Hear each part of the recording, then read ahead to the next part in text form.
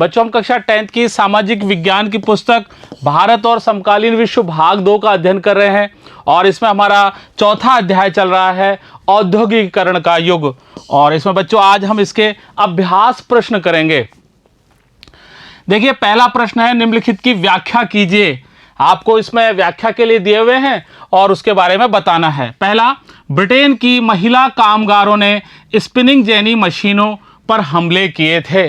यानी जब spinning jenny machine आई तो जो ब्रिटेन की महिला कामगार थीं जो ऊन काटने का काम करती थी, उन्होंने उसके ऊपर हमले प्रारंभ कर दिए थे। वो क्यों किए थे, इसके बारे में हमको विस्तार से बताना है। तो देखिए बच्चों, हमेशा ही बेरोजगारी के कारण जो मजदूर वर्ग के लोग होते हैं वो नई प्रौद्योगिकी से चिढ़ते हैं, डरते हैं कि भाई अगर नई कोई टेक्निक आ जाएगी तो हमारे जो रोजगार है वो तो छिन ही जाएगा। बेरोजगारी की आशंका के कारण मजदूर नई प्रौद्योगिकी से चिढ़ते हैं। और जब 1764 के अंदर जेम्स हारग्रीव्स ने स्पिनिंग जेनी नामक एक ऊन काटने की मशीन बनाई तो उससे क्या हुआ कि जो कताई की प्रक्रिया थी वो बहुत तेज हो गई थी और मजदूरों की मांग ही घट गई थी, क्योंकि वो तो मशीन थी, वो बहुत तेज काम करती थी। पहले मजदूर करते थे वो तो धीरे धीरे काम करते थे और इस स्पिनिंग जेनी जो मशीन थी उसके कारण बहुत तेजी से काम होने लग गया था। जब 1764 में जेम्स हारग्रीव्स ने स्पिनिंग जेनी नामक ऊन काटने की मशीन बनाई तो इस मशीन ने कताई की प्रक्रिया तेज कर दी और मजदूरों की मांग घटा दी थी। इसमें क्या होता था, एक पहिया होता था, उस पहिए को एक मजदूर घुमाता तो खूब सारी तकलियां एक साथ घूमने लगती थी और कई धागे भी एक साथ ही बनने लग जाते थे। एक पहिए को ही घुमाकर एक मजदूर बहुत सारी तकलियों को घुमा देता था और एक साथ कई धागे बनने लगते थे। और जब ऊन उद्योग के अंदर इस मशीन को काम में लिया जाने लगा, स्पिनिंग जेनी मशीन को जब काम में लिया जाने लगा, तो जो ऊन कताई का काम करती थी महिलाएं, अपने हाथ से जो ऊन काटने का काम करती थी, उन्होंने इस मशीन के ऊपर ही हमले करने प्रारंभ कर दिए, क्योंकि ये मशीन ही तो उनके लिए खतरा थी, यही उनके रोजगार के लिए खतरा बनती जा रही थी। अब जब ऊन उद्योग में इस मशीन का इस्तेमाल शुरू किया गया तो हाथ से ऊन काटने वाली औरतें इस मशीन पर हमला करने लगी थी और स्पिनिंग जेनी जो मशीन थी इसके इस्तेमाल के ऊपर ये जो टकराव था ये बहुत लंबे समय तक चलता रहा था। स्पिनिंग जेनी के इस्तेमाल पर यह टकराव लंबे समय तक चलता रहा था। यानी हम ये कह सकते हैं कि जो हाथ का श्रम था उसके सामने अब संकट आ गया था वाष्प शक्ति के कारण, इसलिए इस बार इनके आपस में टकराव चलते ही रहे थे। इसका ख पार्ट है कि 17वीं शताब्दी में यूरोपीय शहरों के सौदागर गांव में किसानों और कारीगरों से काम करवाने लगे थे। 17वीं शताब्दी के अंदर, यानी वो ये कहना चाहता है कि 17वीं शताब्दी के अंदर जो यूरोप के सौदागर थे वो गांव से काम कराने लग गए थे, शहरों की बजाय वो गांवों की तरफ चले गए थे। इसका क्या कारण था, इसकी हमको व्याख्या करनी है। तो 17वीं शताब्दी के अंदर यूरोपीय शहरों के जो सौदागर थे वो गांवों की तरफ रुख करने लगे थे। वो वहां गांव के जो किसान थे या कोई भी कारीगर थे, कामगार जो भी थे, उनको वो पैसे देते थे और अंतर्राष्ट्रीय बाजार के लिए उनसे उत्पादन कराने लगते थे। 17वीं शताब्दी में यूरोपीय शहरों में सौदागर गांवों की तरफ रुख करने लगे थे। वो किसानों और कारीगरों को पैसे देकर उनसे अंतर्राष्ट्रीय बाजार के लिए उत्पादन करवाते थे। वो वहां जाते थे गांव में, उनको पैसे देते थे और उनसे वो अलग अलग चीजों का निर्माण करवाते थे, चीजें बनवाते थे और अंतर्राष्ट्रीय बाजारों में ले जाकर के उन चीजों को वो बेच देते थे। ये वो कौन सा ये समय था, ये वो समय था जब विश्व व्यापार का बहुत विस्तार हो रहा था और पूरी दुनिया के अंदर नए नए उपनिवेश स्थापित होते जा रहे थे। और जब इस अंतर्राष्ट्रीय बाजार के लिए भी और इन उपनिवेशों के लिए भी, दोनों के लिए बहुत सारी नई नई चीजों की आवश्यकता होने लगी थी, यानी बहुत सारी चीजों की मांग बढ़ गई थी। उस समय विश्व व्यापार के विस्तार और दुनिया के विभिन्न भागों में उपनिवेशों की स्थापना के कारण चीजों की मांग बढ़ने लगी थी। विश्व व्यापार जो है वो काफी बढ़ गया था, उसका विस्तार हो गया था और उपनिवेश बने थे, दोनों के लिए ही चीजों की बहुत ज्यादा आवश्यकता होने लगी थी। और इस मांग को पूरा करने के लिए केवल शहर ही पर्याप्त नहीं थे, यानी शहरों के अंदर ही उसकी पूर्ति हो जाए ऐसा नहीं था, इसलिए गांवों की तरफ भी रुख करना बहुत ही आवश्यक हो गया था। इस मांग को पूरा करने के लिए केवल शहरों में रहते हुए उत्पादन नहीं बढ़ाया जा सकता था। और इसके और भी दूसरे कई कारण थे। शहरों में और भी भाई कई प्रॉब्लम थी, कठिनाइयां थी। शहरों में शहरी दस्तकार होते थे और व्यापारिक गिल्ड्स होते थे। ये शहरी दस्तकार और जो व्यापारिक गिल्ड्स थे ये बहुत ताकतवर होते थे, बहुत शक्तिशाली होते थे। एक वजह तो यह थी कि शहरों में शहरी दस्तकार और व्यापारिक गिल्ड्स काफी ताकतवर होते थे। और ये जो व्यापारिक गिल्ड्स जो होते थे इनके उत्पादकों के संगठन होते थे, अपनी पूरी यूनियन बना करके रखते थे। ये गिल्ड्स उत्पादकों के संगठन होते थे और गिल्ड से जुड़े उत्पादक जो होते थे उनके कई काम होते थे। जैसे वो कारीगरों का, जो कारीगर होते थे उन कारीगरों को प्रशिक्षण देने का काम करते थे। नए नए कारीगर लाते थे, उन कारीगरों को पूरे जो व्यापार संबंधी या चीजों के निर्माण संबंधी वो उनको पूरा प्रशिक्षण देते थे और उन कारीगरों के ऊपर नियंत्रण भी रखते थे कि कल को उनको काम सिखा दें और वो कारीगर उस काम को छोड़ करके अपना नया काम प्रारंभ नहीं कर दें। इसलिए दोनों काम करते थे। गिल्ड से जुड़े उत्पादक कारीगरों को प्रशिक्षण देते थे और इन कारीगरों पर नियंत्रण भी रखते थे और प्रतिस्पर्धा और मूल्य तय भी करते थे। यानी किस चीज से, किस उत्पाद से प्रतिस्पर्धा करनी है वो भी करते थे और किस चीज का कितना मूल्य रखना है यह भी गिल्ड्स उत्पादकों का ही काम था। प्रतिस्पर्धा और मूल्य तय करते थे और इस व्यवसाय के अंदर जो वो व्यवसाय उनका चल रहा होता था उस व्यवसाय के अंदर कोई नए लोग आकर के शामिल नहीं हो जाएं, इनको भी रोकने का काम भी वो करते थे। व्यवसाय में नए लोगों को आने से रोकते थे। और इसके अलावा जो मतलब ये जो गिल्ड्स उत्पादक होते थे ये बड़े शक्तिशाली होते थे। बहुत सारे जो शासक थे उन्होंने इन विभिन्न प्रकार के जो विभिन्न गिल्ड्स थे इन गिल्ड्स को खास उत्पादों के उत्पादन की भी और व्यापार करने की, दोनों के लिए इनको एकाधिकार दे रखे थे। भाई कि इस उत्पाद का तो यही तो उत्पादन करेंगे, यही बनाएंगे और यही इसको बेचेंगे। इस प्रकार से ये बहुत शक्तिशाली थे। शासकों ने भी विभिन्न गिल्ड्स को खास उत्पादों के उत्पादन और व्यापार का एकाधिकार दिया हुआ था।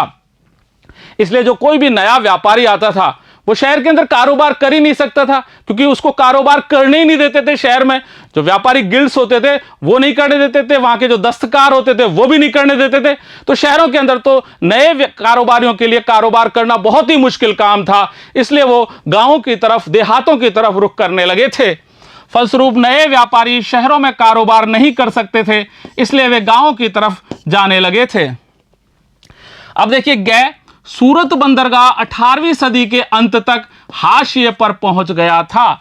यानी जो सूरत बंदरगाह जो व्यापार का एक बड़ा केंद्र रहा करता था, ऐसा बंदरगाह था जिससे जो समुद्री व्यापार खूब फल फूल रहा था, वो 18वीं शताब्दी के अंत तक बिल्कुल हाशिए पर क्यों पहुंच गया था, इसका क्या कारण था, यह हमको बताना है।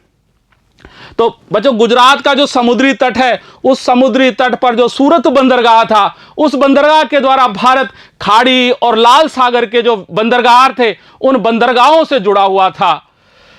गुजरात के तट पर स्थित सूरत बंदरगाह के जरिए भारत खाड़ी और लाल सागर के बंदरगाहों से जुड़ा हुआ था। और यहां से जो इस सूरत बंदरगाह के तट से जो निर्यात व्यापार होता था, इस निर्यात व्यापार के अंदर बहुत सारे व्यापारी, स्थानीय व्यापारी और बैंकर बहुत सारे उसके अंदर सक्रिय थे। इस तट से होने वाले निर्यात व्यापार में बहुत सारे भारतीय व्यापारी तथा बैंकर सक्रिय थे। लेकिन 1790 के दशक में ये जो बंदरगाह था, यहां पर इसके जो सौदागर थे उनका नेटवर्क टूटने लग गया था। यानी पहले जो उनका काम चल रहा था वो काम एकदम अचानक से ही कम होने लग गया था। 1790 के दशक तक भारतीय सौदागरों का यह नेटवर्क टूटने लगा था। अब जो यूरोपीय कंपनियां थी उनकी ताकत बहुत बढ़ती जा रही थी, वो बहुत ताकतवर होती जा रही थी। अब यूरोपीय कंपनियों की ताकत बढ़ती जा रही थी और इन यूरोपीय कंपनियों ने यहाँ के जो स्थानीय दरबार थे उन दरबारों से कई प्रकार की रियायतें ले ली थी और व्यापार पर भी उन्होंने इजारेदारी अधिकार प्राप्त कर लिया था। यानी एकाधिकार वाला अधिकार प्राप्त कर लिया था कि इस व्यापार के ऊपर तो वही कर सकते, इस व्यापार को वही कर सकते हैं। कुछ विशेष प्रकार के व्यापारों पर उन्होंने इजारेदारी अधिकार भी प्राप्त कर लिया था। उन्होंने स्थानीय दरबारों से कई तरह की रियायतें हासिल की और फिर उन्होंने व्यापार पर इजारेदारी अधिकार प्राप्त कर लिया था। और ऐसा होते ही और जो सूरत बंदरगाह था वो बहुत कमजोर पड़ गया था और वहां से जो निर्यात होने लगा था, निर्यात होता था, उस निर्यात में नाटकीय रूप से बहुत ज्यादा गिरावट होने लग गई थी। इससे सूरत बंदरगाह कमजोर पड़ गया था और इससे होने वाले निर्यात में नाटकीय कमी आई थी। पहले जिस कर्जे से व्यापार चलता था वहां पर, वो अब समाप्त होने की तरफ आ गया था, वो अब खत्म होने की तरफ आ गया था। पहले जिस कर्जे से व्यापार चलता था वह खत्म होने लगा था, और धीरे धीरे वहां के जो स्थानीय व्यापारी थे और जो बैंकर थे वो सब दिवालिया होने की कगार पर आ गए थे। धीरे धीरे स्थानीय व्यापारी और बैंकर दिवालिया हो गए थे।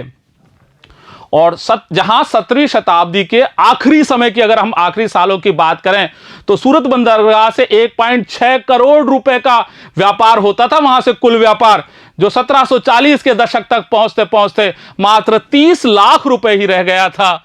17वीं सदी के आखिरी सालों में सूरत बंदरगाह से होने वाले व्यापार का कुल मूल्य 1.6 करोड़ रुपए था, जो 1740 के दशक तक यह गिरकर केवल 30 लाख रुपए ही रह गया था। अब हुआ क्या था कि अंग्रेजों ने अब यहां से व्यापार करना बंद कर दिया था, और उन्होंने बंबई और कलकत्ता वाले अपने जो नए दूसरे जो बंदरगाह थे वो अपना लिए थे, और वहां से व्यापार बढ़ता जा रहा था, और सूरत बंदरगाह का जो व्यापार था वो घटता जा रहा था, खत्म होने की कगार पर आ गया था। इसलिए हम यह कह सकते हैं कि 18वीं सदी के अंत तक सूरत बंदरगाह हाशिए पर पहुंच गया था, खत्म होने की कगार पर आ गया था। और देखिए, घै ईस्ट इंडिया कंपनी ने भारत में बुनकरों पर निगरानी रखने के लिए गुमाश्तों को नियुक्त किया था। उनके बारे में हमको बताना है कि ईस्ट इंडिया कंपनी ने और गुमाश्ते रखे थे बुनकरों पर कंट्रोल करने के लिए, उनके काम पर निगरानी रखने के लिए। तो वो प्रक्रिया हमको बतानी है। तो बच्चों, 1760 और 1770 के दशक में, जब तक अंग्रेजों ने यानी ईस्ट इंडिया कंपनी ने बंगाल और कर्नाटक में अपनी राजनीतिक सत्ता हासिल नहीं कर ली थी, उससे पहले तक उन्होंने वो जो भारत से जो बाहर निर्यात करते थे कपड़ा, उस कपड़े की उनको लगातार सप्लाई नहीं मिल पाती थी। यानी जब तक उनकी राजनीतिक सत्ता उनको नहीं मिली थी, तब तक उनको सप्लाई के लिए कपड़ा, निर्यात जो करते थे उस निर्यात के लिए उनको कपड़ा सप्लाई के लिए लगातार मिल ही नहीं पाता था। 1760 और 1770 के दशकों में बंगाल और कर्नाटक में राजनीतिक सत्ता स्थापित करने से पहले ईस्ट इंडिया कंपनी को निर्यात के लिए लगातार कपड़े की सप्लाई नहीं मिल पाती थी। ये जो बुना हुआ कपड़ा होता था, उस बुने हुए कपड़े को हासिल करने के लिए फ्रांसीसी, डच, पुर्तगाली और भारतीय जो स्थानीय व्यापारी होते थे वो इस होड़ में लगे रहते थे कि मैं लूं और मैं लूं। जो बुना हुआ कपड़ा था उसको वो ही ले जाते थे, और ईस्ट इंडिया कंपनी को तो तब तक ये कपड़ा मिल ही नहीं पाता था, उनकी सप्लाई लगातार हो ही नहीं पाती थी। बुने हुए कपड़े को हासिल करने के लिए फ्रांसीसी, डच, पुर्तगालियों के साथ साथ स्थानीय व्यापारी भी होड़ में रहते थे। लेकिन एक बार जैसे ही ईस्ट इंडिया कंपनी ने अपनी राजनीतिक सत्ता प्राप्त कर ली, राजनीतिक सत्ता हासिल कर ली, उन्होंने व्यापार के ऊपर यहां पर एकाधिकार करना प्रारंभ कर दिया। उस व्यापार को पूरी तरह से अपने अधिकार में लेना शुरू कर दिया। लेकिन एक बार कंपनी की राजनीतिक सत्ता स्थापित हो जाने के बाद उसने व्यापार पर अपना एकाधिकार करना प्रारंभ कर दिया, और उन्होंने बुनकरों पर प्रत्यक्ष नियंत्रण रखने के लिए, डायरेक्ट उन पर कंट्रोल करने के लिए उन्होंने वेतनभोगी कर्मचारी नियुक्त कर दिए, जिनको गुमाश्ता कहा जाता था। बुनकरों पर प्रत्यक्ष नियंत्रण रखने के लिए कंपनी ने वेतनभोगी कर्मचारी गुमाश्ता नियुक्त कर दिए थे। गुमाश्तों का कार्य क्या था? ये बुनकरों पर निगरानी रखते थे कि बुनकर कितना काम कर रहे हैं, कब तक उनका काम पूरा हो जाएगा।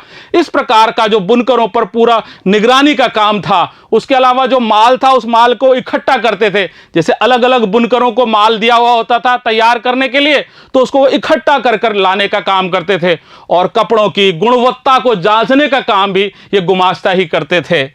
बुनकरों पर यह निगरानी रखते थे, माल इकट्ठा करने का काम था, और कपड़ों की गुणवत्ता जांचना भी इन्हीं का काम था। कंपनी पहले बुनकरों को पेशगी रकम देती थी, एडवांस रकम देती थी, और उसके बाद में वो उन्हीं बुनकरों से फिर कपड़ा खरीदती थी। कंपनी बुनकरों को पेशगी रकम देकर माल खरीदती थी, और जो बुनकर उनसे कर्जा ले लेते थे फिर वो अपना माल केवल गुमाश्ता को ही दे सकते थे, वो किसी दूसरे व्यापारी को फिर अपना माल नहीं बेच सकते थे, क्योंकि वो पेशगी रकम लेने के बाद में या ये मान लीजिए कर्जा लेने के बाद में बुनकर फिर कंपनी से ही बंध जाते थे। जो कर्जा लेते थे उन्हें अपना माल गुमाश्ता को ही देना होता था, वे किसी और व्यापारी को नहीं बेच सकते थे। लेकिन बहुत जल्दी जो गांव में रहने वाले बुनकर और गुमाश्ताओं के बीच में टकराव की खबरें आने लगी कि उनके आपस में झगड़े होने लग गए थे। लेकिन जल्दी ही गांव के बुनकरों और गुमाश्तों के बीच टकराव होने लगे थे। ये जो गुमाश्ता थे ये दंभपूर्ण व्यवहार करते थे, घमंड में चूर रहते थे, और जब गाँव में आते थे तो अपने साथ में सिपाहियों और चपरासियों को लेकर के वहां आते थे, और अगर माल समय पर तैयार नहीं होता था तो फिर वो बुनकरों को सजा भी देते थे, उनको दंड देते थे। ये दंभपूर्ण व्यवहार करते थे, सिपाहियों और चपरासियों को लेकर जाते थे और माल समय पर तैयार ना होने पर बुनकरों को सजा देते थे, और ये बुनकरों को सजा के तौर पर उनको पीटते भी थे, और कई बार तो उनके ऊपर कोड़े भी बरसाते थे। सजा के तौर पर बुनकरों को पीटा जाता था और कोड़े भी बरसाए जाते थे। इस प्रकार से बुनकरों की जो जिंदगी थी, इन गुमाश्ताओं ने उनके ऊपर निगरानी रख करके, उनको सजा दे करके उनकी जिंदगी बहुत ही कठोर कर दी थी। अब देखिए बच्चों, दूसरा प्रश्न है, प्रत्येक वक्तव्य के आगे सही या गलत लिखें। यानी हमको ये बताना है कि ये वक्तव्य सही है या गलत है, और है सही है तो उसका कारण, गलत है तो उसका हम कारण भी बताएंगे। जैसे 19वीं सदी के आखिर में यूरोप की कुल श्रम शक्ति का 80% तकनीकी रूप से विकसित औद्योगिक क्षेत्र में काम कर रहा था। प्रश्न यह है कि ये वक्तव्य है कि 19वीं सदी के आखिर के अंदर यूरोप की जो कुल श्रम शक्ति थी, यानी उसके जो कुल मजदूर थे, उन मजदूरों में से जो 80% मजदूर उसके जो तकनीकी रूप से विकसित औद्योगिक क्षेत्रों में काम कर रहे थे, यानी कारखानों में काम कर रहे थे। क्या 80% जो मजदूर थे वो क्या कारखानों में काम करते थे, फैक्ट्रियों में काम करते थे क्या? नहीं, ये वक्तव्य बिल्कुल गलत है। ये गलत है। क्यों? क्योंकि 19वीं सदी के आखिर के अंदर यूरोप के जो तकनीकी रूप से विकसित औद्योगिक क्षेत्रों में काम करने वाले जो मजदूर थे, उनकी संख्या तो 20% से भी ज्यादा नहीं थी। 19वीं सदी के आखिर में यूरोप में तकनीकी रूप से विकसित औद्योगिक क्षेत्र में काम करने वाले मजदूरों की संख्या 20% से ज्यादा नहीं थी, वो तो 20% से भी कम थी। कारण क्या था?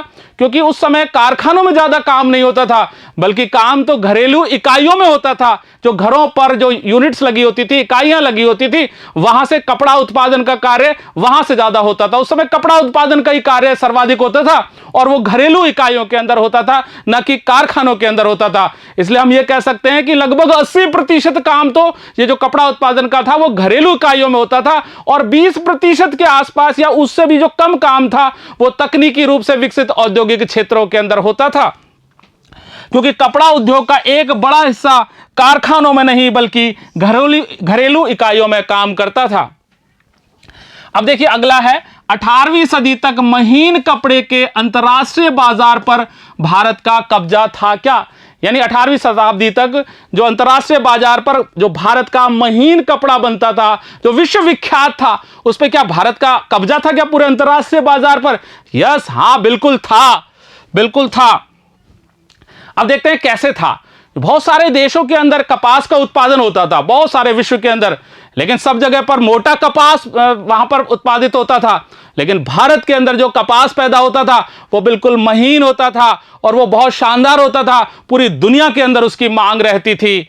बहुत सारे देशों में मोटा कपास पैदा होता था, लेकिन भारत में पैदा होने वाला कपास महीन किस्म का था, और इस महीन किस्म के जो कपास की पूरे संसार के अंदर मांग रहती थी, इस महीन कपास की पूरे विश्व में मांग थी। अब यहां से जो कपास था वो पूरे विश्व के अंदर जाता था, स्थल मार्ग के द्वारा भी जाता था और जल मार्ग यानी समुद्री मार्ग के द्वारा भी जाता था। अब हम स्थल मार्ग के बारे में देखते हैं। स्थल मार्ग से व्यापार कैसे होता था? आर्मीनियन और जो फारसी व्यापारी थे वो भारत के पंजाब से अफगानिस्तान और फिर पूर्वी फारस से होते हुए और मध्य एशिया तक पहुंच जाते थे, और अपने साथ वो अपनी सारी चीजें यहां से जो ले जाते थे उनको अपने साथ लेकर के जाते थे।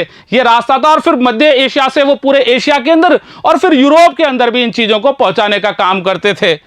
आर्मीनियन और फारसी सौदागर भारत में पंजाब से अफगानिस्तान, फिर पूर्वी फारस और फिर मध्य एशिया के रास्ते यहां से चीजें लेकर के जाते थे, और यहाँ के जो महीन कपास से बना हुआ जो कपड़ा था, उस कपड़े को ऊंटों के ऊपर लाद कर, जो उनके बड़े बड़े थान होते थे कपड़े के, उनको ऊंटों के ऊपर लाद कर और भारत की पश्चिम उत्तर सीमा से रेगिस्तानों को पार करते हुए और पहाड़ी दर्रों को पार करते हुए चले जाते थे और इस कपड़े का लेकर के जाते थे। ये सौदागर महीन कपड़ों के थान ऊंटों की पीठ पर लादकर पश्चिमोत्तर सीमा से पहाड़ी दर्रों और रेगिस्तानों को पार करके ले जाते थे। इस प्रकार से तो ये स्थल मार्ग के द्वारा व्यापार होता था। जो यहाँ का महीन कपास से जो बना हुआ कपड़ा था वो स्थल मार्ग के द्वारा विश्व के अनेक स्थानों पर पहुंचाया जाता था। एशिया के अंदर पूरे में और यूरोप के अंदर इसके द्वारा ये माल पहुंचता था। अब हम समुद्री व्यापार की बात करते हैं, यानी समुद्र से कैसे व्यापार होता था। तो देखिए समुद्र में जो भारत का गुजरात का जो समुद्र जो तटीय क्षेत्र है, वहां पर सूरत बंदरगाह के द्वारा जो हमारा भारत है वो खाड़ी देशों से और लाल सागर के बंदरगाहों से जुड़ा हुआ था। इसलिए जैसे यहां पर देखिए आप, यहां पर ये सूरत बंदरगाह से यहां खाड़ी और लाल सागर के जो बंदरगाह थे उनसे जुड़ा हुआ था। गुजरात के तट पर स्थित सूरत बंदरगाह के जरिए भारत खाड़ी और लाल सागर के बंदरगाहों से जुड़ा हुआ था। और दूसरी तरफ इसके जो पूर्वी भाग के अंदर स्थित कोरोमंडल तट था, उस कोरोमंडल तट पर मछलीपट्टनम बंदरगाह था यहां पर तो, और यहां बंगाल के अंदर हुगली बंदरगाह था। ये दोनों बंदरगाह जो थे उनके द्वारा भारत दक्षिणी पूर्वी एशिया के द्वारा जुड़ा हुआ था। दूसरी तरफ पूर्व में कोरोमंडल तट पर मछलीपट्टनम और बंगाल में हुगली के माध्यम से भी दक्षिण पूर्वी एशियाई के साथ खूब व्यापार चल रहा था। यानी इस एक समुद्री मार्ग तो इधर पश्चिम वाला था और एक इधर ये पूर्व वाला था। जो पश्चिम वाला था उससे तो खाड़ी देशों से और लाल सागर के जो बंदरगाह थे उनसे जाकर के हमारा जो सूरत वाला बंदरगाह जुड़ा हुआ था, और दूसरा जो पूर्वी वाला भाग था वहां पर कोरोमंडल तट के ऊपर मछलीपट्टनम एक बंदरगाह था और बंगाल के अंदर हुगली बंदरगाह था। इन दोनों के द्वारा और जो दक्षिणी पूर्वी एशिया के द्वारा बंदरगाहों से ये जुड़े हुए थे, और इस प्रकार से हमारा जो समुद्री व्यापार था वो खूब फल फूल रहा था। अब देखिए इस प्रकार से हम देखते हैं कि स्थल और जल मार्ग दोनों के द्वारा 18वीं सदी तक महीन कपड़े के अंतर्राष्ट्रीय बाजार पर भारत का कब्जा हो चुका था। यानी पूरे जो अंतर्राष्ट्रीय बाजार के अंदर भारत का जो महीन कपास था या महीन कपास से बनने वाला कपड़ा था वो पूरे विश्व के अंदर जाता था। अमेरिकी गृह युद्ध के फलस्वरूप भारत के कपास निर्यात में कमी आई कि अमेरिका में जब गृह युद्ध हुआ तो भारत से जो कपास का निर्यात होता था उसमें क्या कमी आ गई थी क्या? नहीं, बिल्कुल गलत बात है ये। क्यों? क्योंकि जब अमेरिका के अंदर जब गृह युद्ध हुआ तब तक क्या था कि अमेरिका ब्रिटेन के लिए कपास का निर्यात करता था, कच्चे कपास का। लेकिन जब अमेरिका के अंदर गृह युद्ध हो गया तो उसने ब्रिटेन के लिए वो जो कपास का निर्यात करना बंद कर दिया। अब ब्रिटेन को तो कपास की जरूरत थी, इसलिए उसने भारत से कपास मंगाना प्रारंभ कर दिया, और भारत से जो कच्चा कपास था वो ब्रिटेन के लिए निर्यात होने लग गया था। और यहां जो कच्चे कपास की जो कीमतें थी वो रातों रात आसमान छूने लग गई थी।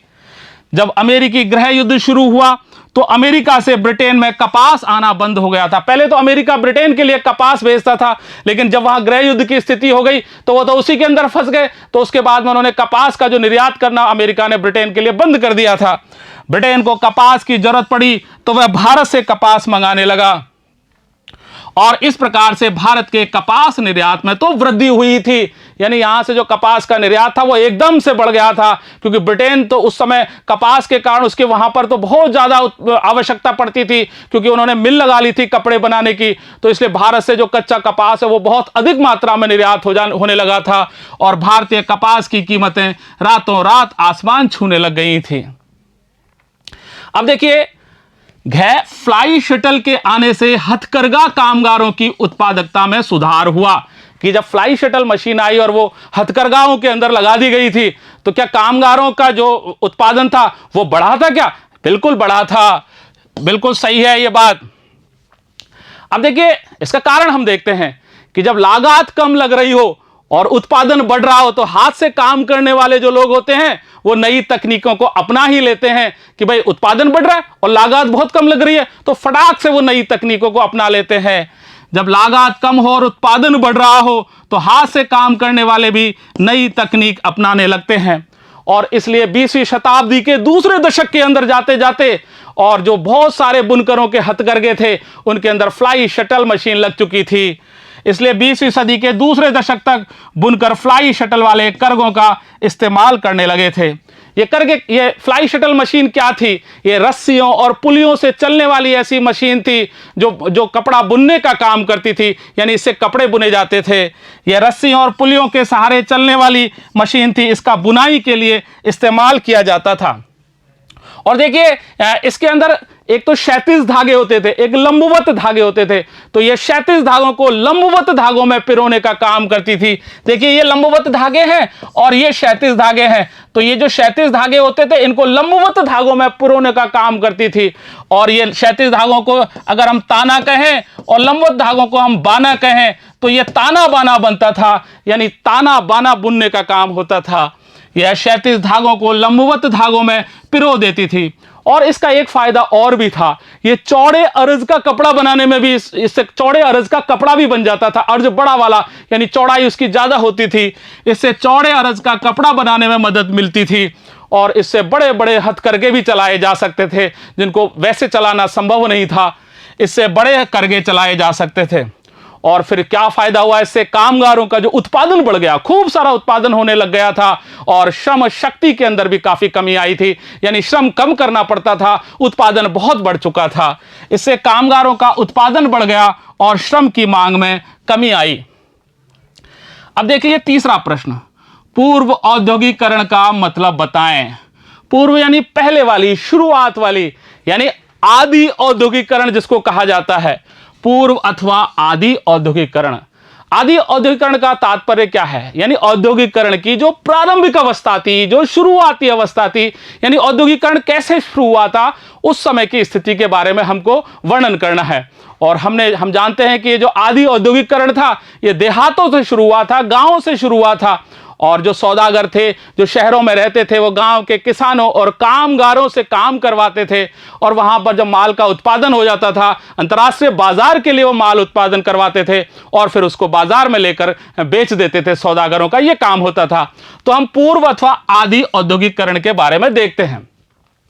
तो देखिए इंग्लैंड और यूरोप दोनों ही स्थानों पर, यानी इंग्लैंड वैसे तो यूरोप में ही है, लेकिन मुख्य रूप से इंग्लैंड के अंदर और यूरोप में जब फैक्ट्रियों की स्थापना भी नहीं हुई थी, उससे पहले ही अंतर्राष्ट्रीय बाजार के लिए बहुत विशाल पैमाने पर औद्योगिक उत्पादन होने लग गया था। यानी फैक्ट्रियों की स्थापना से पहले ही अंतर्राष्ट्रीय बाजार के लिए वहां से खूब औद्योगिक उत्पादन होता था। इंग्लैंड और यूरोप में फैक्ट्रियों की स्थापना से पहले अंतर्राष्ट्रीय बाजार के लिए बड़े पैमाने पर औद्योगिक उत्पादन होने लगा था। यह औद्योगिक उत्पादन फैक्ट्रियों से नहीं होता था, यह तो घरेलू इकाइयों के द्वारा होता था। यह उत्पादन फैक्ट्रियों से नहीं होता था बल्कि घरेलू इकाइयों से होता था। और इतिहासकारों ने औद्योगिकरण के इस चरण को ही आदि औद्योगिकरण कहा है, यानी उसकी जो प्रारंभिक अवस्था है उसको आदि औद्योगिकरण कहा है। इतिहासकार औद्योगिकरण के इस चरण को आदि औद्योगिकरण कहते हैं। और बच्चों हम इसकी प्रक्रिया देखते हैं। 17वीं और 18वीं शताब्दी के अंदर यूरोपीय जो सौदागर थे वो उन्होंने गांव की तरफ रुख करना प्रारंभ कर दिया था।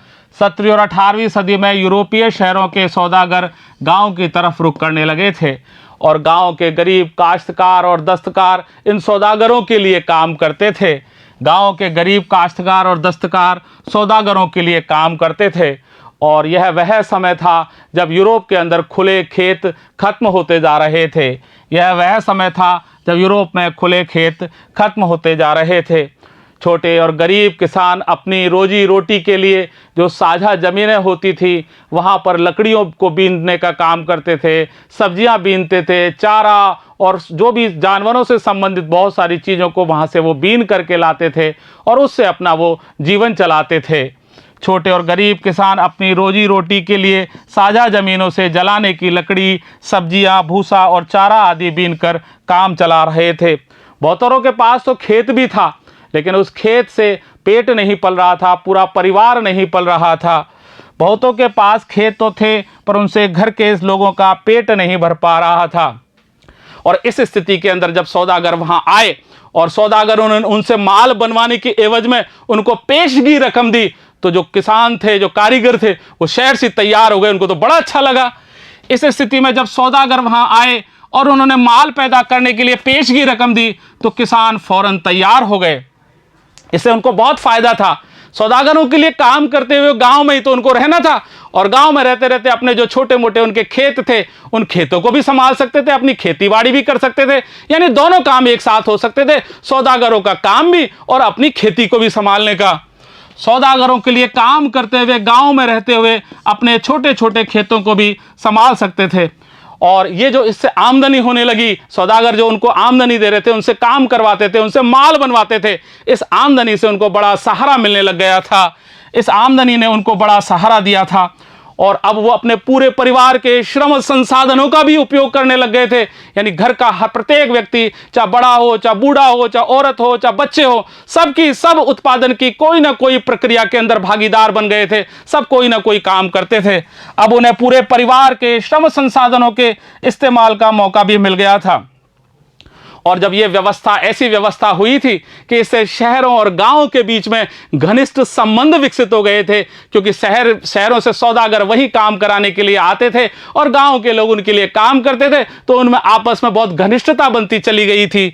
इस व्यवस्था से शहरों और गांवों के बीच एक घनिष्ठ संबंध विकसित हुए थे, क्योंकि सौदागर रहते तो शहरों में थे, लेकिन उनके काम सारे देहात के द्वारा ही होते थे। सारा का सारा उनका व्यापार देहात में ही फैला हुआ था, इसलिए वो शहरों और ग्रामीणों के बीच में आपस में अच्छा समन्वय बनता चला गया था। सौदागर रहते तो शहरों में थे, लेकिन उनके लिए काम ज़्यादातर देहात में होता था। अब हम उदाहरण के तौर पर हम देखते हैं, एक हम उदाहरण लेते हैं। देखिए, जो इंग्लैंड के कपड़ा व्यवसायी थे, वो सबसे पहले स्टेपलर से ऊन खरीदते थे। इंग्लैंड के कपड़ा व्यवसायी स्टेपलर से ऊन खरीदते थे, फिर वो उस ऊन को सूत काटने वालों के पास पहुंचा देते थे, और सूत काटने वाले क्या करते थे, उससे धागा बनाते थे। फिर सूत काटने वालों के पास पहुंचा देते थे, और उससे वो सूत काटने वाले क्या करते थे, धागा बनाते थे। इस धागे को बुनकरों के पास पहुंचा देते थे, और बुनकर उससे कपड़ा बुनाई का काम करते थे। इस धागे से बुनकर कपड़ा बनाते थे, कपड़ा बुनने का काम करते थे। फिर ये जो कपड़ा बुनने के बाद में कपड़ा जब बन जाता था, तो इसको फुलर्स के पास में पहुंचाया जाता था, और फुलर्स उसको सलवटें मिटाने का काम करते थे। फिर फुलर्स इस कपड़े पर सलवटें मिटाने का काम करते थे, और फिर ये कपड़ा रंगसाजों के पास पहुंचता था, और रंगसाज उनके अंदर रंगाई का काम करते थे, उनको रंग देते थे। रंगसाज इस कपड़े को रंगते थे, और फिर अंत में कपड़ा लंदन में पहुंचता था, और वहां पर उसकी अंतिम फिनिशिंग का काम होता था। लंदन उस समय फिनिशिंग सेंटर के रूप से भी जाना जाने लगा था। लंदन में कपड़ों की फिनिशिंग होती थी, और इसके बाद में निर्यातक व्यापारी इस कपड़े को अंतर्राष्ट्रीय बाजार के अंदर उसको बेच देते थे। इसके बाद निर्यातक व्यापारी कपड़े को अंतर्राष्ट्रीय बाजारों में बेच देते थे। और इस प्रकार से हमने देखा कि इस आदि औद्योगिकीकरण की जो प्रक्रिया थी, इसके अंदर व्यावसायिक रूप से आदान प्रदान होता ही रहता था, व्यावसायिक आदान प्रदान चलता ही रहता था। अतः इस आदि औद्योगिकीकरण में व्यावसायिक आदान प्रदान होता रहता था। कभी एक से माल दूसरे के पास जा रहा है, दूसरे से तीसरे के पास जा रहा है, तीसरे से चौथे के पास जा रहा है। इस प्रकार से वो चलता रहता था। व्यवसाय का आगे बढ़ने का काम चलता रहता था, और वापस पीछे लौटने का, यानी पैसे का भी लेन देन का काम चलता रहता था। इस प्रकार से इस आदि औद्योगिकीकरण के अंदर व्यावसायिक आदान प्रदान चलता ही रहता था। इस प्रकार से बच्चों, हमने आज अभ्यास प्रश्नों के पहले भाग को कर लिया है, और हम यहीं पर विराम लेते हैं। और अब कल हम दूसरे वीडियो के अंदर इसके दूसरे भागों को करेंगे, यानी अभ्यास प्रश्न का जो दूसरा भाग है उसको करेंगे। धन्यवाद।